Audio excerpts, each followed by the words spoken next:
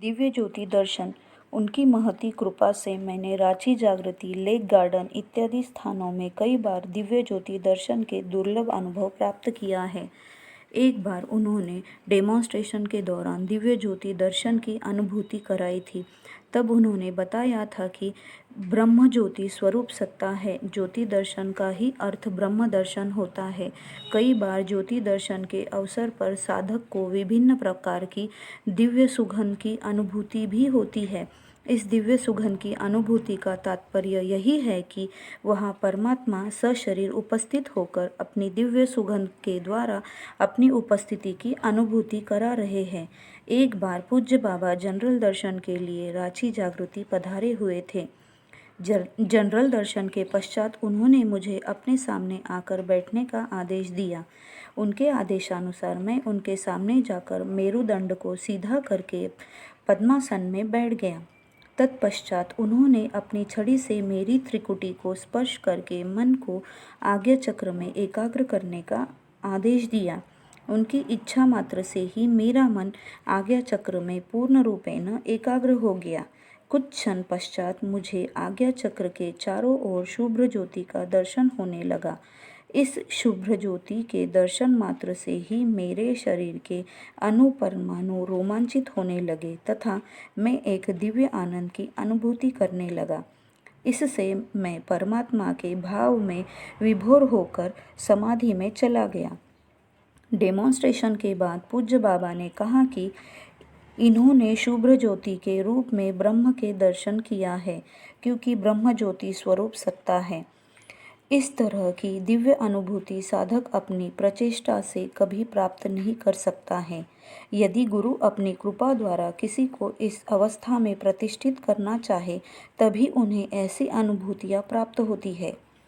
करुणामय ब्रह्म जब सद्गुरु के रूप में मानव शरीर धारण कर पृथ्वी पर आते हैं, तब वे अपने भक्त साधकों को इस प्रकार की समाधि दिला देते हैं।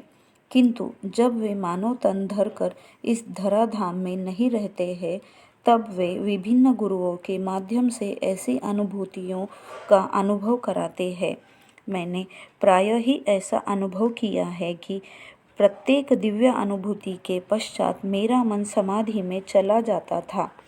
प्रत्येक डेमोन्स्ट्रेशन के पश्चात मेरे शरीर में दर्द एवं ऐंठन होने लगती थी, जो कई दिनों तक बना रहती थी।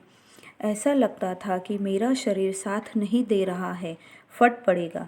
किंतु साथ ही साथ एक मधुर आनंद की अनुभूति भी होती रहती थी।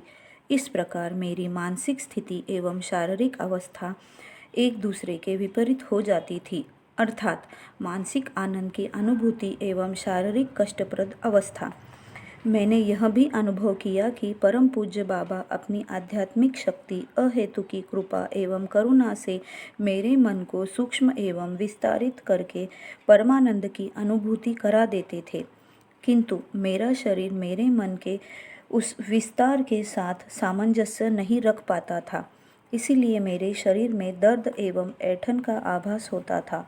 मुझे अच्छी तरह से याद है कि जब परम पूज्य बाबा मेरे इस शरीर पर विभिन्न तरह की अनुभूतियों का प्रयोग करते थे, तो बहुत से लोग मुझसे सहानुभूति एवं प्रेम करते थे।